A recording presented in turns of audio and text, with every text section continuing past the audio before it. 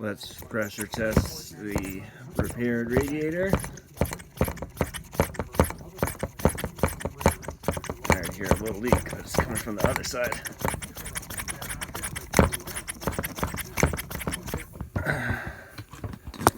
So this side, the repaired side, is good. This other side,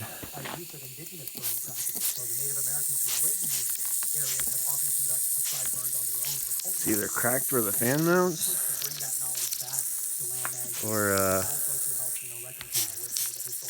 the seam gasket there. You know what I bet? I bet the ceiling edge was getting ready to separate, just like that one. That's why I kind of think it was a defect, just because, you know,